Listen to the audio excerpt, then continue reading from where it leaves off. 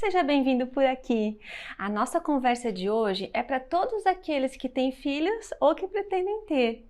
Para aquele pai, aquela mãe que alimentou lindos sonhos com a maternidade e com a paternidade, que imaginou, que sonhou, que idealizou um filho. Nós pensamos em tudo, não é? Desde as suas características físicas, com quem vai ser parecido, até detalhes do seu comportamento e do seu jeito de ser. E aí vem a realidade. E muito provavelmente o filho tão idealizado não se concretiza.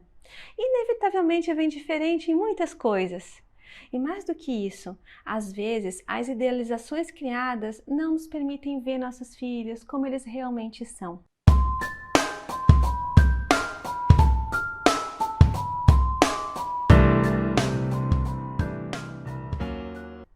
Meu nome é Jamile, sou psicóloga aqui do Espaço Viver e essa reflexão, meu filho não é como eu idealizei, é para refletirmos o quanto as nossas expectativas podem interferir nas nossas relações com os nossos filhos e o quanto temos de desafios quando partimos dessa perspectiva da idealização.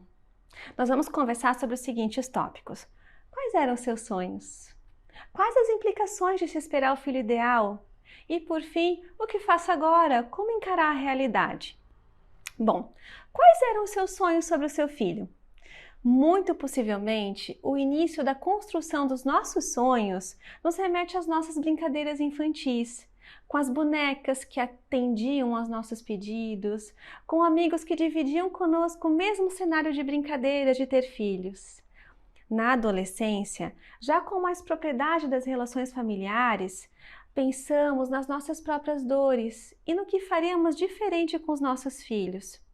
Mas também acabamos avaliando os acertos dos nossos pais e começamos a pensar também no que faríamos igual com os nossos filhos no futuro.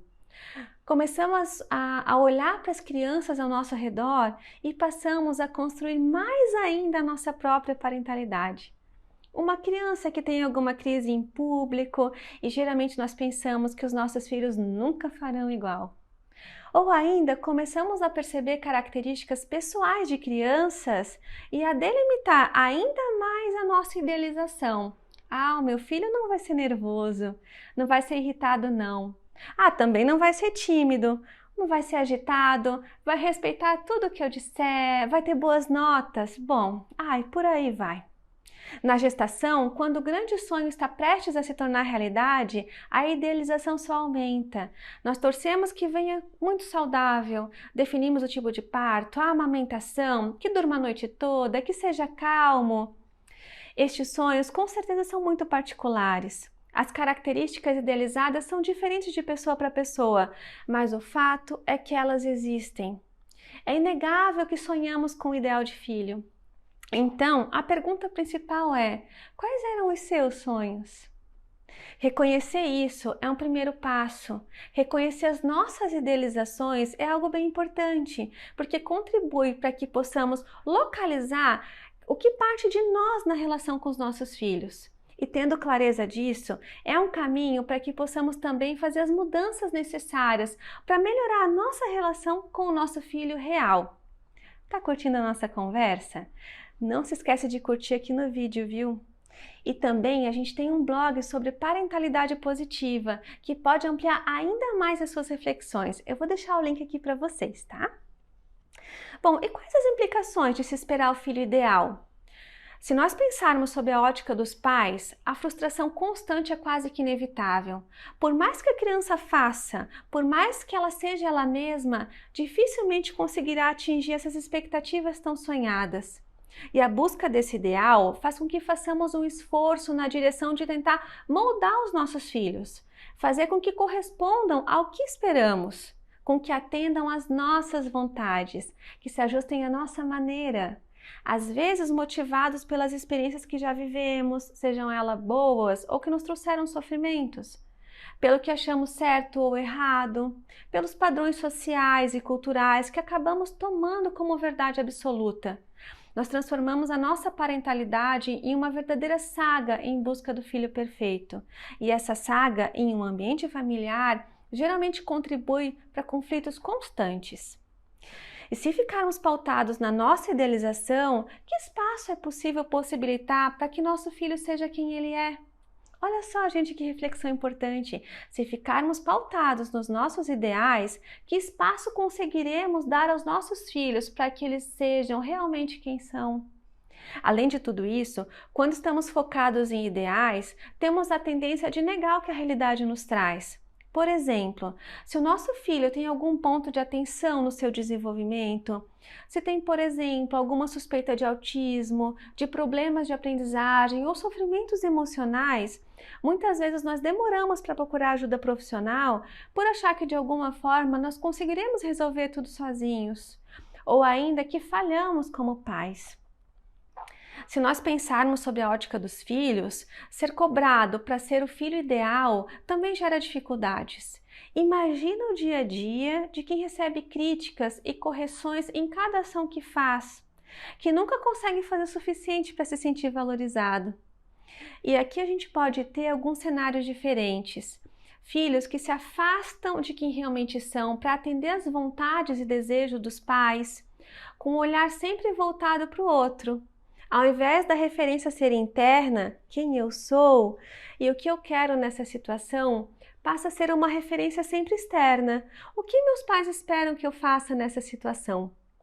Outra possibilidade são filhos que compreendem que as idealizações dos pais são inatingíveis e passam a confrontá-los em busca de ser quem realmente são, por vezes até se afastando ou rompendo relações. Essas perspectivas que envolvem cobrar um filho para ser o ideal imaginado, de uma forma geral, podem acabar causando sofrimentos psicológicos para os envolvidos, estremecendo relações, dificultando uma vida saudável juntos. Na prática clínica, nós nos deparamos constantemente com situações de conflitos nas relações por conta dessas diferenças do filho real e do filho idealizado. E agora, como encarar a realidade? A partir dessas reflexões que fizemos, a pergunta que fica pode ser justamente essa: o que eu posso fazer agora? Percebida a situação, nós temos muitas formas de mudanças. O caminho pode ser construído a partir das seguintes dicas. Primeiro, faça uma reflexão profunda sobre você mesmo. Quais as idealizações você foi construindo ao longo dos anos? Revisite a sua infância, olhe com carinho para os seus medos, as suas dificuldades, as suas angústias. Autoconhecimento pode fazer muita diferença nesse momento. Se reconheça, se descubra, ter clareza do que parte de você na relação com o filho pode ajudar muito. Outra dica é olhar para o seu filho com outros olhos. Quem ele é? Quais são as suas características? Tenha foco na realidade, em quem ele já é, no que ele já conquistou, não em quem você gostaria que ele fosse. Tenha certeza de que seu filho tem uma imensa potência já nele. Esteja disposto a conhecê-lo. No caso de você perceber alguma dificuldade em seu desenvolvimento ou na sua aprendizagem, é preciso ter em mente que um diagnóstico ou uma dificuldade não reduz o seu filho. Ele sempre vai ser muito mais do que as suas próprias limitações. Tente perceber como está a sua relação com o seu filho. Construa ou reconstrua a relação que faz sentido para vocês, juntos. E lembre-se de que esse movimento pode ser em qualquer tempo. Muitas vezes ouvimos dos pais que a relação já não tem mais como dar certo, de que já foram anos vividos no mesmo formato. Sempre há tempo de reconstruir uma relação e é preciso estar disposto a isso. Enfim, muito provavelmente o seu filho não é exatamente o filho que você idealizou, mas com certeza ele é muito especial, cheio de potência e com jeito de ser único. É sempre importante pensarmos nas nossas expectativas e idealizações nas relações, especialmente quando se trata da maternidade e da paternidade. Bom, eu torço que essa reflexão também tenha feito sentido para você. E qualquer coisa a gente permanece por aqui. Um grande abraço.